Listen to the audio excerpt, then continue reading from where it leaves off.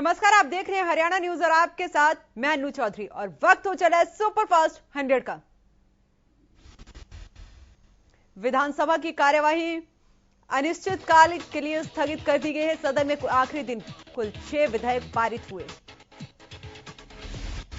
सदन में हरियाणा लोक परीक्षा विधेयक और भूमि अर्जन पुनर्वासन विधेयक 2021 पास हुआ है, जबकि हरियाणा माल और सेवा कर विधेयक 2021 भी पारित किया गया।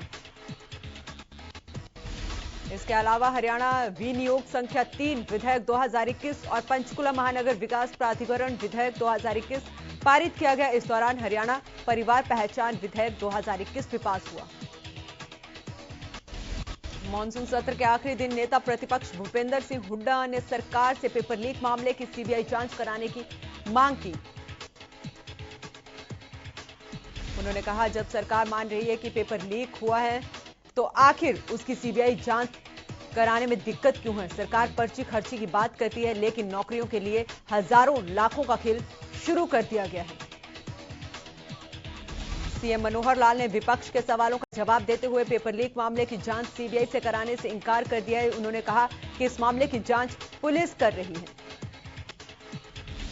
सीएम ने कहा कि हम आश्वस्त कराते हैं कि हम इसकी जड़ तक पहुंचेंगे। विपक्ष को घेरते हुए मुख्यमंत्री ने कहा कि प्रदेश में पिछली सरकारों के समय से पेपर लीक का गिरोह चल रहा है। उन्होंने कहा कि पेपर लीक के लिंक जम्मू तक से जुड़े हुए हैं। प्रदेश में नकल पर लगाम लगाने के लिए सरकार इससे जुड़ा एक्ट बना रही है, जिसमें सजा का प्रावधान भी किया जाएगा। मॉनसून सत्र के दौरान सदन में पेपर लीक का मुद्दा उठा। प्रश्नकाल में महम से निर्दलीय विधायक बलराज कुंडू ने पेपर लीक पर सवाल किया, जिसका शिक्षा मंत्री कमरपाल गुर्जर ने जवाब दिया। मॉनसून सत्र के तीसरे और आखिरी दिन की कार्यवाही के दौरान सदन में महम में गर्ल्स कॉलेज बनाने का मुद्दा भी उठा, जिस पर शिक्षा मंत्री ने कहा कि ऐसा कोई प्रस्ताव सरकार के पास विचाराधीन नहीं है। शिक्षा मंत्री ने कहा कि सरकार के नियमों के अनुसार 20 किलोमीटर में दूसरे कॉलेज बनाने का प्रावधान नहीं है। महम में पहले ही कॉलेज मौजूद है। मॉनसून सत्र के तीसरे दिन की कार्यवाही के दौरान सदन में कंप्यूटर शिक्षा को लेकर भी चर्चा की गई, जिस पर शिक्षा मंत्री ने जानकारी दी कि प्रदेश में 3122 स्कूलों में कंप्यूटर लैब स्थापित किए गए हैं। उधर सदन की कार्यवाही के दौरान कांग्रेस विधायक गीता भुक्कल ने झाड़ली रेलवे क्रॉसिंग पर ओवरब्रिज बनाने का मामला उठाया, जिस पर डिप्टी सीएम दुष्यंत चौटाला ने जवाब दिया।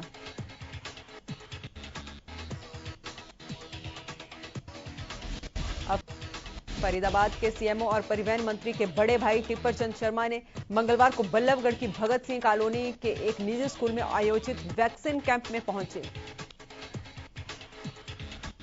कॉलोनी वासियों ने डॉक्टर की टीम और टिप्पर चंद शर्मा का जोरदार स्वागत किया। इस दौरान सीएमओ ने कहा कि पहली डोज लगवाने वालों के लिए सरकार के आदेश है कि वो अपनी दूसरी डोज को समय पर ही लगवाएं। प्रदेश सरकार ने अभी तक प्राइमरी स्कूल खोलने की इजाजत नहीं दी है, लेकिन इसके बावजूद जिले के अधिकांश निजी स्कूलों ने बदस्तूर कक्षाएं लगाना जारी रखा है। जब हरियाणा न्यूज ने इसका सर्वे किया तो पाया कि शहर के निजी स्कूलों ने 1 से 5वीं तक की कक्षाएं लगाई हैं। डीसी ने कहा कि जो भी सरकार के निर्देश के विपरीत जाकर 1 से 5वीं तक के स्कूल खोलता है तो उसके विरुद्ध कार्रवाई की जाएगी। वहीं जिला मौलिक शिक्षा अधिकारी ने कहा कि 1 से 5 तक के स्कूल खोलने का मामला उनके संज्ञान में आया है। उन्होंने सभी खंड शिक्षा अधिकारियों को पत्र लिखकर कार्रवाई करने के निर्देश भी जारी कर दिए हैं। हरियाणा के गृह एवं स्वास्थ्य मंत्री अनिल विज के अच्छे स्वास्थ्य एवं दीर्घायु की कामना करते हुए अंबाला के बीजेपी कार्यकर्ताओं ने हवन यज्ञ का आयोजन किया। कार्यकर्ताओं ने कहा कि वो जल्द स्वास्थ्य हो और दीर्घ आयु हो, उनकी कामना करते हुए हवन यज्ञ आयोजन किया गया है। कैथल के गांव टिटियाना के पास टोल पर एक किसान ने अपने कपड़ों पर मिट्टी का तेल छिड़ककर आग लगा ली है। इस दौरान घटना स्थल पर अफरा तफरी मच गई। बताया जा रहा है कि एक किसान अपने गांव बदसूई स्थित अपनी खाली पड़ी जगह पर जियो टावर लगाने की मंजूरी लेकर आया था और जियो कंपनी की तरफ से टावर लगना शुरू भी हो गया था। पर जैसे किसानों को इस मामले की सूचना मिली तो भाकियों के विरोध में बदसुई गांव में टावर के पास अनिश्चितकालीन धरना शुरू कर दिया। किसानों द्वारा धरना शुरू करने पर प्रशासन हरकत में आया और इस संबंध में आंदोलनरत किसानों से बात की गई, जिसके बाद आपसी सहमति के बाद टावर पर काम रुकवा दिया गया था। बुधवार को अचानक किसानों ने धरना स्थल पर पहुंचकर अपने कपड़ों पर आग लगा ली, लेकिन समय रहते पूरे मामले को मौके पर काबू कर लिया गया।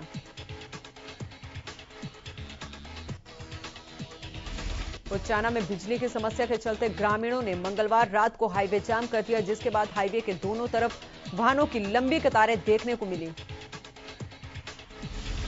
प्रदेश में बीते 24 घंटे में 18 नए मामले सामने आए हैं। सबसे ज्यादा गुरुग्राम से 7 नए मामले देखने को मिले हैं। वहीं 15 जिलों में कोरोना को कोई भी नया केस सामने नहीं आया है। 26 अगस्त को जींद में किसानों ने सर्वधर्म सम्मेलन का आयोजन किया है, जिसमें किसान आंदोलन के आगे की रणनीति तय करेंगे। किसानों का कहना है कि 26 अगस्त को किसान आंदोलन के 9 महीने पूरे हो रहे हैं। यह सर्वधर्म सम्मेलन उचाना कलां विधानसभा में बुलाया गया है। यह सम्मेलन भाकियू के जिला प्रधान की अध्यक्षता में बुलाया गया है, जिसमें आंदोलन को मजबूत करने के लिए आगामी रणनीति बनाई जाएगी। मंगलवार को गोहाना में बैंक का क्रेडिट कार्ड पर लोन नहीं चुकाने पर किसान को गिरफ्तार कर लिया गया है, जिसके बाद किसान की गिरफ्तार के विरोध में दूसरे किसानों ने प्रदर्शन किया। किसान की गिरफ्तारी के खिलाफ किसानों में काफी रोष है, जिसके चलते मुख्यमंत्री मनोहर लाल ने के नाम एसडीएम गोहाना को ज्ञापन भी सौंपा। भाकियू के प्रदेश उपाध्यक्ष ने आरोप लगाया है कि जो किसान बैंक से क्रेडिट कार्ड पर लोन लेता है, उसकी एवज में बैंक किसान से ब्लैंक चेक पर साइन करवा लेता, उसके बाद उसे बाउंस करवाकर किसानों को गिरफ्तार करवा रहे हैं। नगर पालिका कर्मचारी संघ के आह्वान पर सफाई कर्मियों ने 2 दिनों की भूख हड़ताल शुरू कर दी है। इसी कड़ी में नगर परिषद में भी प्रदेश उपाध्यक्ष सेवाराम की अध्यक्षता में सफाई कर्मी भूख हड़ताल पर बैठ गए। मांगों को लेकर सफाई कर्मियों ने मोर्चा खोला है। सफाई कर्मियों का आरोप है कि कर्मचारियों की मांगों को अनसुना किया जा रहा है। 2020 में सफाई कर्मियों की मांगों को मान लिया गया था, लेकिन बाद में मांगों को पूरा नहीं किया गया। कर्मचारियों की मांग है कि कच्चे कर्मचारियों को पक्का किया जाए। कोरोना काल में जान गंवाने वाले कर्मचारियों के परिवार को 50 लाख रुपए की सहायता राशि दी जाए। नगर पालिका कर्मचारी संघ के आह्वान पर गोहाना नगर परिषद में काम करने वाले सफाई कर्मचारियों ने 2 दिनों की हड़ताल शुरू कर दी है। बता दें कि मंगलवार और बुधवार को 5 अलग अलग कर्मचारी कार्मिक अनशन पर बैठेंगे।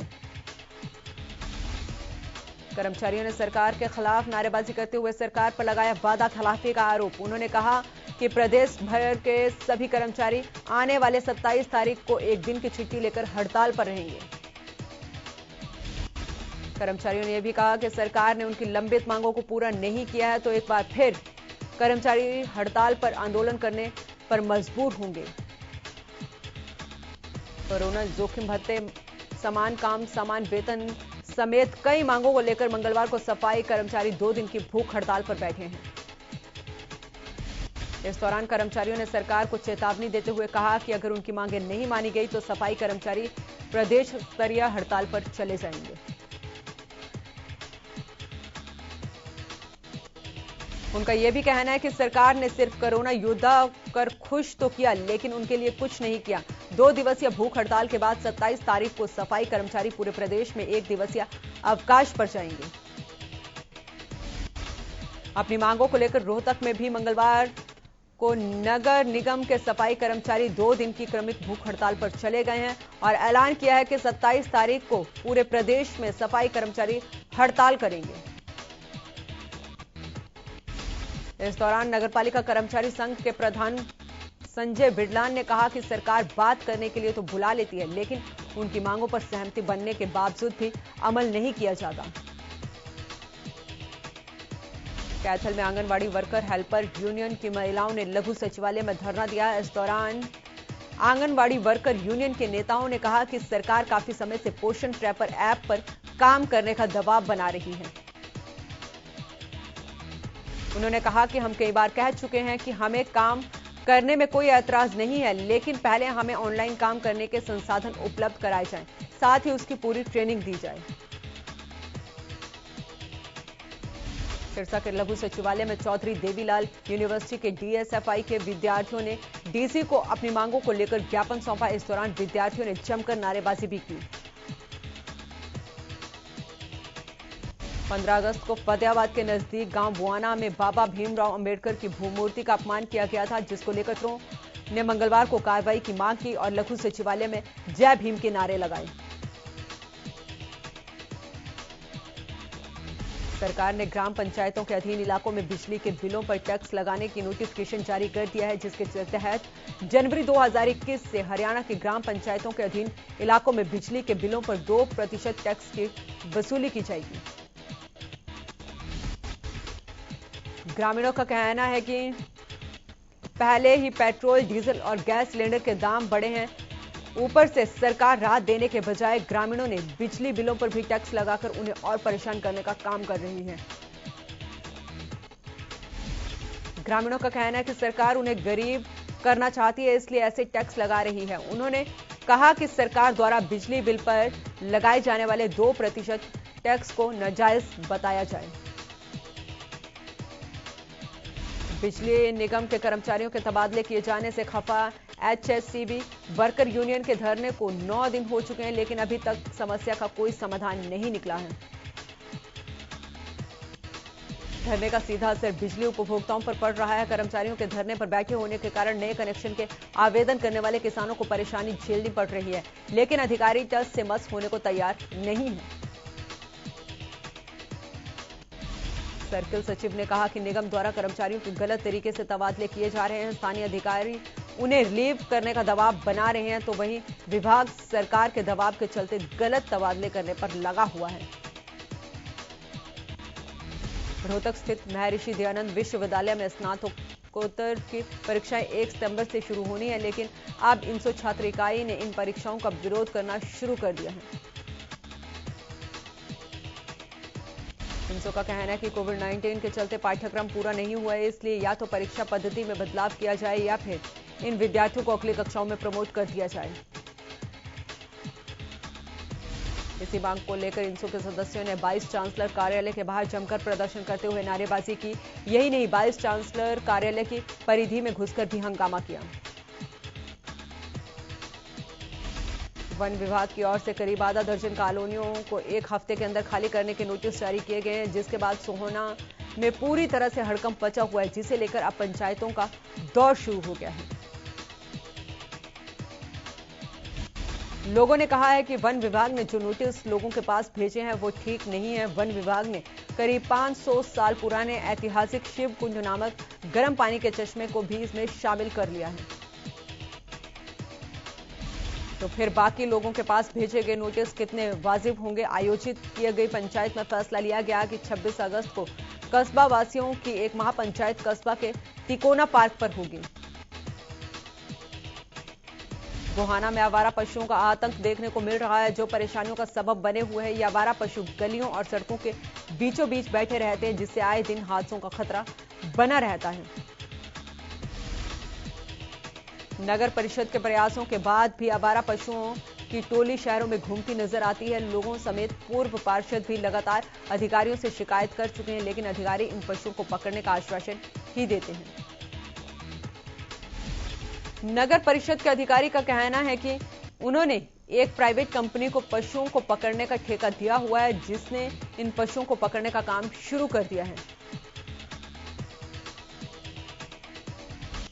सोनीपत का सुभाष स्टेडियम लावारिस और सफेद हाथी बनकर रह गया। पिछले लंबे समय से कोच के अभाव में खिलाड़ी दर बदर भटकने को मजबूर है। व्यवस्थाएं इतनी बदतर हैं कि 4 साल से वाटर कूलर की सफाई नहीं हुई है। करोड़ों रुपए का बजट कागजों में दफन हो जाता है। व्यवस्थाएं कागजों में दुरुस्त नजर आती हैं। धरातल पर खिलाड़ी अपना दर्द बयां करते हैं तो उनके खिलाफ भी राजनीति शुरू हो जाती है। वही मामले में खिलाड़ियों ने आरोप लगाया कि 4 साल से पीने के पानी का वाटर कूलर साफ नहीं हुआ है और ना ही टॉयलेट से के भी सही इंतजाम है। शरीर का आधा हिस्सा निष्क्रिय हो जाने के बावजूद भी खुद की काबिलियत को साबित करने वाले धर्मवीर नयन दूसरी बार पैरा ओलंपिक में देश का प्रतिनिधित्व करने जा रहे हैं। इन दिनों सुबह शाम अलग अलग सेशन में जमकर पसीना बहा रहे हैं ताकि देश की झोली में मेडल आ सके। सोनीपत के गांव भदाना के रहने वाले धर्मवीर को बचपन से ही खेलने का शौक रहा है। शुरुआती तौर पर धर्मवीर ने क्लब थ्रो और डिस्कस थ्रो खेलते हुए कांस्य पदक जीते। बता दें कि टोक्यो पैरा ओलंपिक में अपने गुरु अमित सरोहा के प्रतिद्वंदी बनकर मैदान में खड़े हैं। बल्लभगढ़ के ऊंचा गांव के रहने वाले सिंहराज ने मात्र 4 साल में ही देश के लिए जिसने मेहनत करके मेडलों को ढेर लगा दिए हैं, अब टोक्यो में पैरा ओलंपिक टूर्नामेंट में शूटिंग रेंज में भारत का नेतृत्व कर रहे हैं। परिजन लगातार दुआ मांग रहे हैं कि उनका बेटा देश के लिए मेडल जीतकर देश का नाम रोशन करे। परिजनों का कहना है कि 2017 में जब वह शूटिंग रेंज में सीखने के लिए गया था तो कोच ने पहली बार में ही उनको सिलेक्ट कर लिया था। जबरदस्त निशानेबाज सिंहराज ने शारीरिक अक्षमता के चलते मात्र 4 साल में ही पैरा ओलंपिक गेमों में भाग लिया है और उन्हें उम्मीद है कि इस बार भी वह देश के लिए गोल्ड मेडल जीत कर लाएंगे।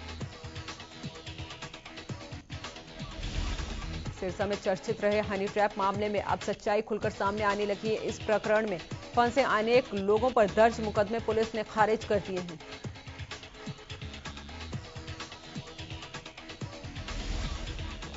गांव रोड़ी निवासी ने बताया कि जेजेपी नेता निर्मल सिंह मलड़ी ने मोना नाम की लड़की के झांसे में उसे ये कहकर फंसाया कि मोना की नौकरी लगवाएंगे, इसलिए आपका नंबर दिया है, क्योंकि मैं सरकार में हूं इसलिए मेरा फोन टेप होता है। नरदेव सिंह ने बताया कि मोना से उसकी व्हाट्सएप पर बातचीत तो शुरू हो गई, लेकिन उसे अंदेशा हो गया कि लड़की फ्रॉड है और बाद में उसे ही हनी ट्रैप के मामले में फंसा दिया। महेंद्रगढ़ के गांव बलाना में निवर्तमान महिला सरपंच और परिवार को गांव में बिछाई जा रही सरकारी पाइपलाइन का विरोध करने वालों से कहा सुनी करना महंगा पड़ गया। दरअसल कुछ समय पहले गांव के ही कुछ लोगों ने पाइपलाइन बिछा रही लेबर को काम पर रोक दिया था। इस पर सरपंच और उसके परिवार की पाइपलाइन बिछाने को लेकर गांव के ही कुछ लोगों से कहा सुनी हो गई थी, जिस पर लोगों ने योजनाबद्ध तरीके से सरपंच के परिवार पर हमला कर दिया। इस दौरान बीच बचाव करने आई एक महिला को हमलावरों ने गाड़ी से कुचल दिया। पुलिस ने 7 नामजद और अन्य के खिलाफ मामला दर्ज कर लिया है।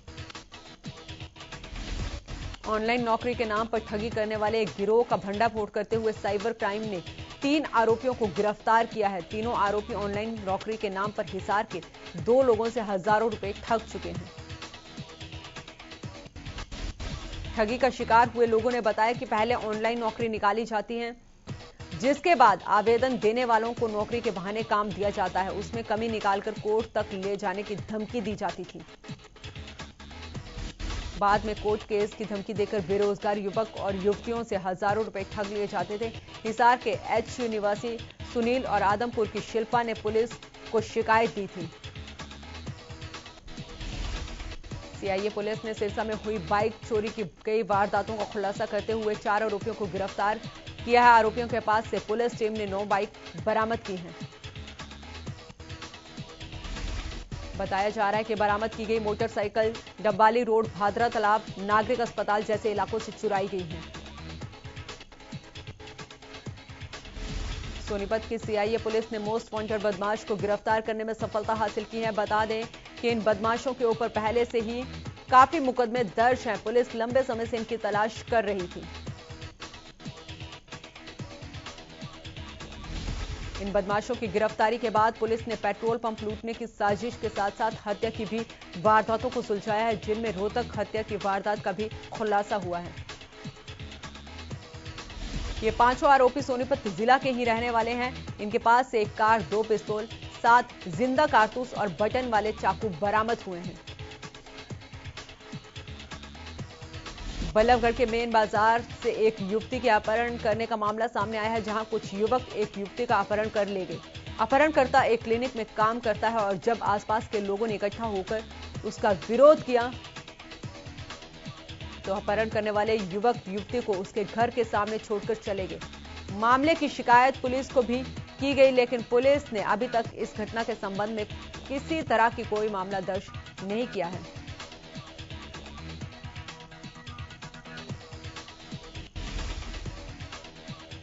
इस मामले में परिजनों ने कैबिनेट मंत्री मूलचंद शर्मा के बड़े भाई टिप्पर चंद शर्मा से भी मुलाकात की और आरोपियों के खिलाफ कार्रवाई करवाए जाने की मांग की है। सिरसा के जिला उपायुक्त अनीश यादव ने मंगलवार को सिरसा के नगर परिषद का निरीक्षण किए। उपायुक्त के आने की सूचना मिलने के बाद प्रॉपर्टी डीलर उनसे मिलने पहुंचे। इस दौरान प्रॉपर्टी डीलरों ने डीसी को नगर परिषद के कार्यों में हो रही ढिलाई को लेकर शिकायत की, जिसके बाद डीसी ने नगर परिषद के अधिकारियों और कर्मचारियों को तेजी से कार्य करने के लिए निर्देश भी दिए।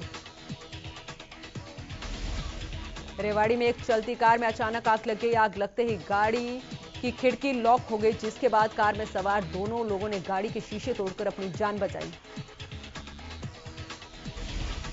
लेकिन कुछ ही देर में पूरी गाड़ी जलकर राख हो गई। हालांकि कार में सवार लोगों के नाम अभी तक सामने नहीं आए हैं।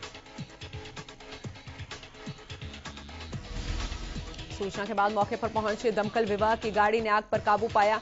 शुरुआती जांच में आग लगने की वजह शॉर्ट सर्किट बताई जा रही है। करनाल में एक बार फिर तेज रफ्तार का कहर देखने को मिला है, जहां आसंद में अटल सेवा केंद्र पर काम करके लौट रहे बाइक सवारों को तेज रफ्तार कार ने टक्कर मार दी और मौके से फरार हो गए। हादसे में लड़के की मौके पर ही मौत हो गई, जबकि लड़की को गंभीर हालत में हॉस्पिटल में भर्ती करवाया गया।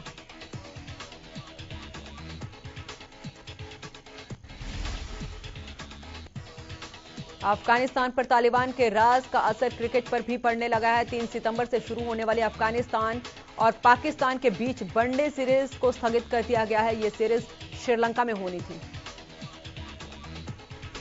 दरअसल अफगानिस्तान के मौजूदा हालात के कारण काबुल से व्यावसायिक उड़ानें रद्द कर दी गई हैं। अफगानिस्तान क्रिकेट बोर्ड को टीम को बाहर भेजने के लिए समस्या का सामना करना पड़ रहा है।